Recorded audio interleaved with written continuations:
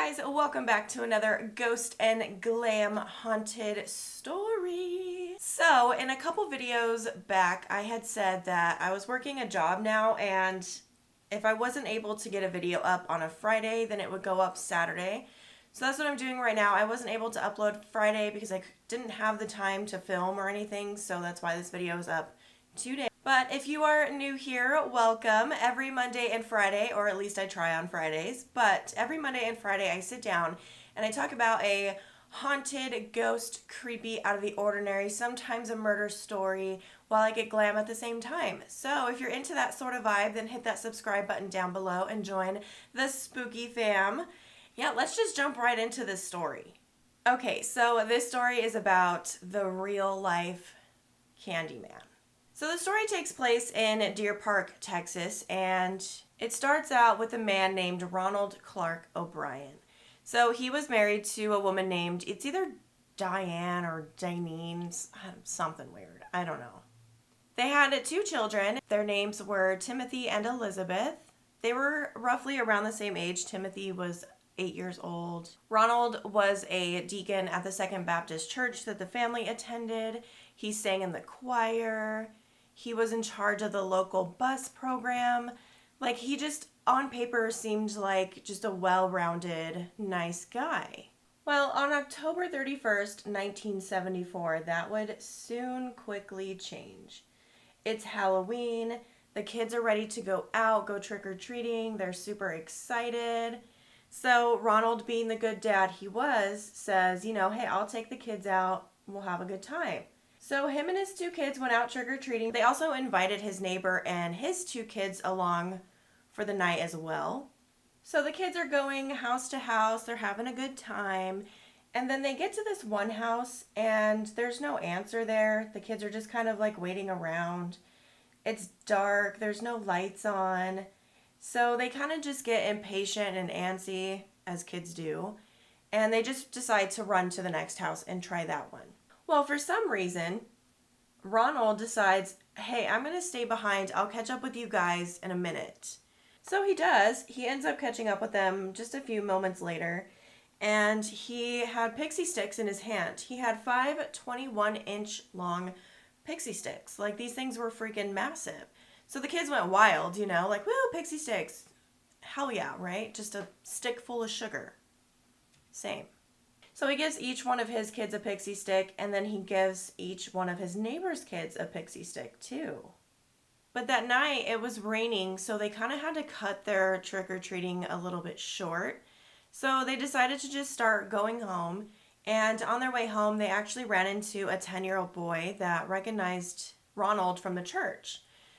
So Ronald ends up giving him a pixie stick too. Well, by the time that they get home and they're like winding down for the night, the kids want a piece of candy before they go to bed. So Timothy chose to have the pixie stick before bed. And he was kind of having trouble opening it. So Ronald rushed over and was helping him to get the powder loosened up a little bit. And then Timothy was kind of like, this tastes a little funny.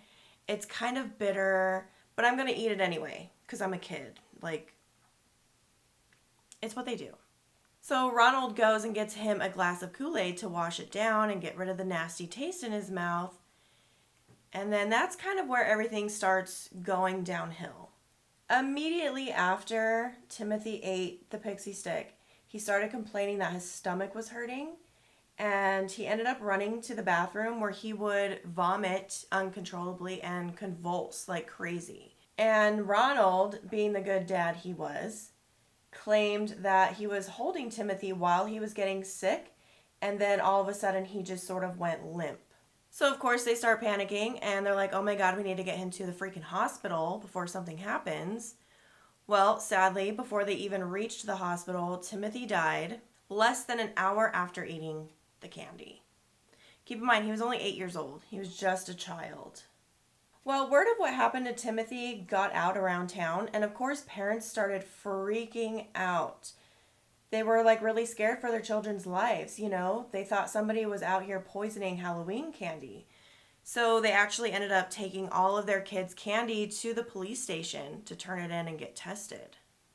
So the police didn't really suspect Ronald of any foul play or wrongdoing until the autopsy report came back on Timothy, and it found that the pixie stick that was like still in his stomach was laced with a fatal dose of potassium cyanide. Oh, busted. So once this happened, police decided to reach out to the parents and everything about pixie sticks. Like, hey, if your kid was given a pixie stick on Halloween, you need to find it or you need to get them to the hospital. Whatever you have to do, don't let them eat that pixie stick. So 4 of the 5 of them were recovered, thankfully. And one family, when they got the call, they were hysterical and they were freaking out because they couldn't find the said pixie stick. And they ended up rushing up to their son's bedroom, and he was actually asleep holding the pixie stick unopened. He didn't eat it because he wasn't able to get the little staples out on the top that like close it down. He wasn't able to get those off. So thankfully, he did not eat that freaking pixie stick. How scary would you be as a parent? Like, that's terrifying. When they were examining the pixie stick, it showed that all 5 of them had been opened with the top like 2 inches and filled with cyanide powder and then resealed with staples. Well, according to a pathologist, he studied the pixie sticks, and the one that Timothy ate contained enough cyanide to kill 2 adults. And then the other 4 pixie sticks contained enough cyanide to kill 3 to 4 adults. Like, what the hell is wrong with this person? Like, who would do such a thing? So obviously police would question Ronald because he was the one that gave his kid the freaking pixie stick, right? Well, Ronald would obviously claim that he didn't know anything about it and just maintained his innocence pretty much. He also claimed that he couldn't remember like where he got the pixie sticks from, but the police knew that that wasn't true because they only took the kids around to 2 streets because it was so rainy that night, so they didn't want to be out that long. So the police knew that something was up. And not to mention, the police were going around to the people's houses and asking them if they had given out any pixie sticks. And none of the houses that they visited that night claimed that they gave out any pixie sticks. So the police were like really suspicious of Ronald at this point. So then eventually he like starts to learn, oh, they're catching on. Maybe I should, figure something out. So he claims that the house that the kids went to, that no one was there, that was all dark and everything, that he got the pixie sticks from there. That he went back to the house for some odd reason, which I can't explain why he would go back. He claimed that the owner of the house didn't turn any of the lights on, nothing like that. That all he did was crack the door open and just hand him 5 pixie sticks. And that the only part of this person that he saw was his arm and that it was hairy. Okay. I mean, even though that's like kind of a weird scenario, the police have to look into it because, I mean, it is something that was claimed and everything, so they do have to look into it. So they find the owner of the home, and it's a man named Courtney Melvin, and he was an air traffic controller at the airport, and he claimed that he wasn't even home that night, that he was out working, and he didn't get home until like 11 p.m. that night on Halloween, and there were 200 people that could attest to this and say, yeah, he was here that night. So the police instantly ruled him out as a suspect. So at this point, the police are just kind of getting frustrated because they don't really have any leads to go on except for Ronald. But like, there's no proof that he did anything as of yet, and there's really no motive as to why. So the police decide to get real deep into it and investigate as much as they can and dig up whatever they can. Well, luckily they did, because this is when they would find that Ronald was $100,000 in debt. And he had a history of not being able to hold a job. He was actually suspected of theft at his job and was threatened to get fired. His car was about to be repossessed. He defaulted on many bank loans. And the house that his family was living in was in foreclosure. Like, this guy was screwed, okay? Like, he done messed up somewhere. But not only that, but the police also found out that Ronald had taken life insurance policies out on both of his children months before Timothy's death. He had taken out $10,000 of life insurance policies on both of his children. But just 1 month before Timothy's death, he actually ended up taking out another life insurance policy. And this one was for $20,000, and he did it on both children as well. What are you doing, bro? And in the days before Timothy's death, he took out another $20,000 of life insurance policies on his children. Like, dude, what are you doing? And the person that was doing this for him had recommended, like, hey, bro, you might not want to do this because if something happens to your kids, you're going to look suspicious. Well, he did it anyways. I don't even know why the insurance guy would let him do that, but whatever. I don't know. I'm not an insurance person. His wife also claimed that she had no idea that he was doing any of this. It was never said if that was true or not, but either way, she claimed that she had no clue. Which, could you imagine finding something out like that? The morning before Timothy's death, Ronald called the insurance company again and was inquiring about taking out the insurance policies. Like, what do you have to do to take this out? How do I get the money? Questions like that. So, like, he's just leaving this massive suspicious trail behind him. And he's going to sit there and claim that he's innocent? I don't think so, homebro. Oh, but it gets worse. It gets so much worse. The police discovered that Ronald actually ended up visiting a chemical supply store and he was wanting to buy cyanide. Now, what were the pixie sticks laced with? Cyanide. Oh my God. But he actually ended up not buying it because the legal amount that he could be sold at that time was 5 pounds. So he just walked out with nothing. Like, he was like, that's not enough. I need more.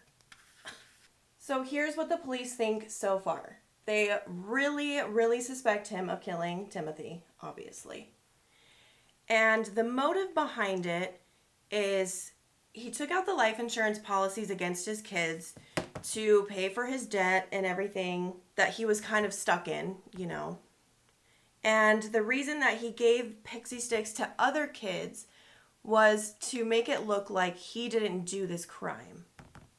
That it was somebody else and that they weren't just targeting his children, but they were targeting other kids. That was the motive. But thankfully, none of the other kids ate their candy. Thankfully. On November 5th, 1974, Ronald is finally arrested. He was indicted on 1 count of capital murder and 4 counts of attempted murder. He entered a plea deal of not guilty, maintained his innocence. Well, during the trial, of course, there were lots of people to testify against him. One of them actually being a chemist. And he testified that the summer of 1973, just a year before all of this went down, that Ronald approached him and was asking him all these questions about cyanide, like how much it would take to kill somebody.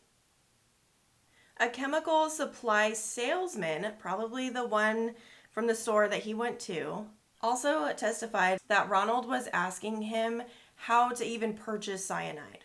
Friends and co-workers of Ronald's would also testify against him, saying that in the months before Timothy's death, that Ronald would basically continuously talk about cyanide and how much it would take to kill somebody and side effects from cyanide poisoning. You couldn't be any more suspicious with this whole cyanide thing, right? Ronald's sister-in-law also testified against him, and she stated that on the day of Timothy's funeral, Ronald was talking about taking the money from his life insurance policy and taking the whole family on this extravagant vacation and just blowing it, just buying a bunch of random crap. Dude, you're making yourself so obvious, and he's just gonna sit there and still claim that he's innocent, that he had nothing to do with this. The best part of this whole thing is Ronald's defense lawyers were saying that it basically wasn't him, that it was a man-crazed candy poisoner like urban legends are made of. you know, like the people that put razor blades in apples, or, you know, all those urban legends you hear about Halloween candy, that was his lawyer's defense. But obviously this didn't hold up in court because there was no proof of anything like that happening. It's an urban legend, for one. On June 3rd, 1975, the jury took only 45 minutes to find Ronald guilty of 1 count of capital murder and 4 counts of attempted murder. The jury also took 71 minutes to sentence him to death by lethal injection.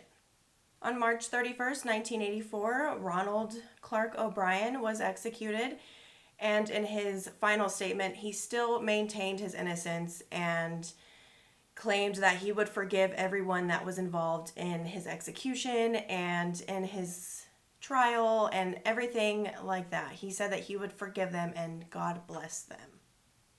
On the day of his execution, a crowd of over 300 people actually gathered outside the prison and were yelling "trick or treat" to him. The case and the trial gained national attention, and he was dubbed the Candyman. And that is the story of the real-life Candyman, Ronald Clark O'Brien. What do you guys think about this story? It's pretty crazy, right? Like, who would take out life insurance policies against their kids? One, for only a total of $60,000. You're $100,000 in debt, and you're taking out $60,000. And you're just going to kill them. Like, that's insane. Who does that? But anyways, thankfully this guy is dead. It's all good. But anyways, I really hope you guys enjoyed this story. Let me know what you think in the comments down below. Don't forget to like and subscribe to my channel. Also, all the products that I used today will be linked in the description box down below, so you can find everything there. Don't forget to follow me on my socials. Those will also be in the description box down below. And I have nothing else to say except I love you guys, and I will see you in the next one. Bye!